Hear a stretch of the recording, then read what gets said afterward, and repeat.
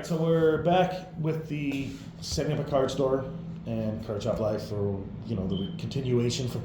So just so you know, the reason I keep saying Card Shop Life is because it started with a store called Diriam's way back in 2014. They started making videos and they did this series of Card Shop Life, showing what it's like every day at a card store, and then also they would talk about the running of the business.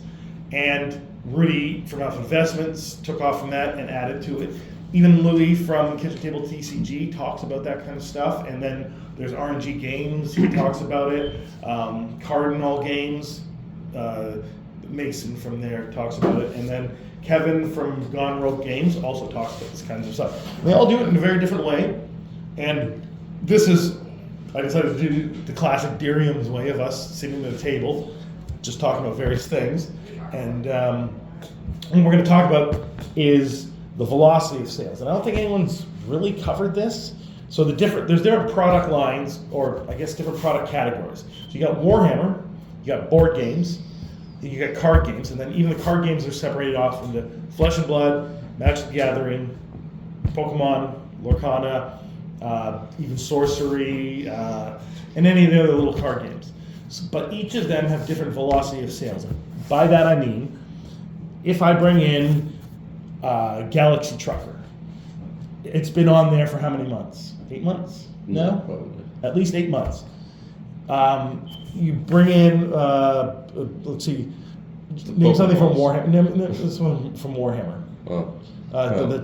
What's the longest something from Warhammer's been there? I think I sold to that giant guy with the wings the other day, and it had been there for maybe 3 months. Yeah, there's some stuff from, there is I guess the Thousand Sun Rubik Marines is probably one I think they sold out. There's not a lot of stuff that stays on the Warhammer. So how often do you think that the Warhammer shelf refreshes? I'd say we do a full restock every 4 months. I think. But regularly we get several sales a week of Warhammer. Yeah, it whittles down. And board games, it's maybe a couple sales every week or two, right? And then you go to Magic the Gathering, and on release, about 80% of it sells, right? Yeah, most of it sells right away. Yeah. Especially on release day, about 70% of it sells, and then another 10 to 20% sells on the weekend. The bundles even the singles of any release cards will sell that day too. And at first, Pokemon sat there for months and didn't sell, right? Maybe some people would come in and buy some packs, but nobody bought any boxes or anything like that. And then around September, when people started going crazy about Twilight Masquerade and they started hearing about Surging Sparks, then everything just started selling. Now we're running on fumes with Pokemon. We kind of got more notoriety by that time in our town because we're just competing with a Walmart and EB Games. So I guess often the Walmart is drive everything good right away. I think that's partly to do with the Midnight Crew there, though. But you were saying something about the Pokeballs, which I brought in only one set of it because I didn't think. It's silly because we're in a bull market for Pokemon. I should have brought in multiple sets, but they were basically gone by the end of the weekend.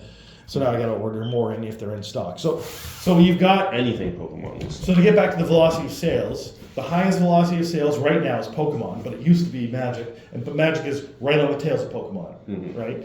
So they are continually selling when you bring in product, so you can rely on those sales. So you spend $10,000 on something if you got a large store in a city or whatever, and that $10,000 could come back to you that weekend, right? Or 80% of that $10,000. Whereas with board games, you spend that $10,000 and you might get half of it 6 months later, and then another 30% 6 months after that, and then the remainder another 6 months after that. So you've tied up that money in board games when you could have been selling multiple times of Magic the Gathering and Pokemon, or even Warhammer. But when you have all of them together, this is kind of important. So Warhammer is sort of steady sales, right? And board games themselves are steady sales, just not as fast as everything else. There's also new growth from Warhammer because of the new media. Yeah.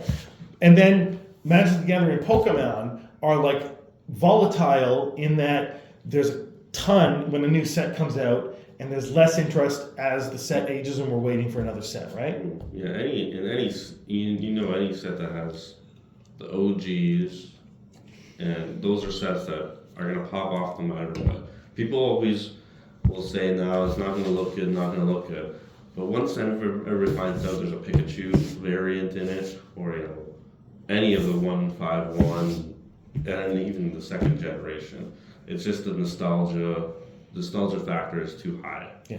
But what I'm getting at with the velocity of sales is, and the difference in each of these categories is that you can't have just one of them. No.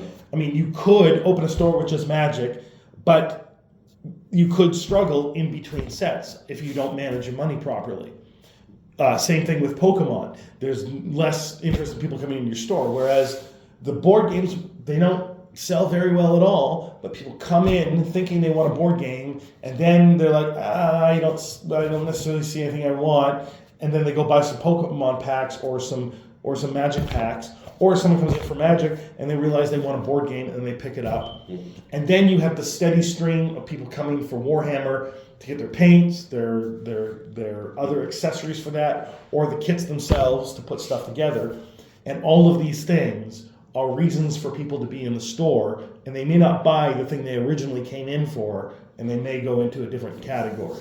So if you don't have enough variety of board games, enough variety of Warhammer, enough variety of Magic, enough variety of Pokemon and other card games, then you're limiting how many people will come into the store in the first place, and then you're limiting the sales that could happen. So, yeah, especially with the board game and Warhammer, those are very niche products that you can't sell. Not all board games can sell at Walmart or EB Games. It doesn't carry any board games either. Warhammer, well, GW doesn't do business with either one of those places. So that right away, we're not competing with anybody for those niche products. So those just bring people in. That'll bring foot traffic in anyway. And then while they're here, they're picking up things for their, Pokemon and Magic for their kids. Most people that play Warhammer are older demographic anyway, and board games as well. So they do usually have more money to spend than the kids that come in for particularly just a Pokemon. I think I only know like one 14-year-old that has a job right now, and he buys a lot of Pokemon. But it's the older demographic that comes in for the board games and the Warhammer that also spends on their kids. my first job was actually just a few doors down from here at a fish and chips place. I was like 13, and my job was to make the fries. So basically, cut the potatoes with this like thing, and then put all the potatoes in this garbage pail that was for that, not for garbage, but it was filled with water, and then there was like this little chemical, you put like this tiny little amount of this chemical in the water, and you weren't supposed to smell the chemical because it was dangerous or something like that. And then you put it in the water with the fries to preserve them, and then throughout the day they take the fries out and put it in the fryer. That was my job when I was 13. Anyway, so we went off track, but I mean, I discussed the velocity of sales in the different categories. So we may go back to this topic because there's more information people want, but let us know below. All right.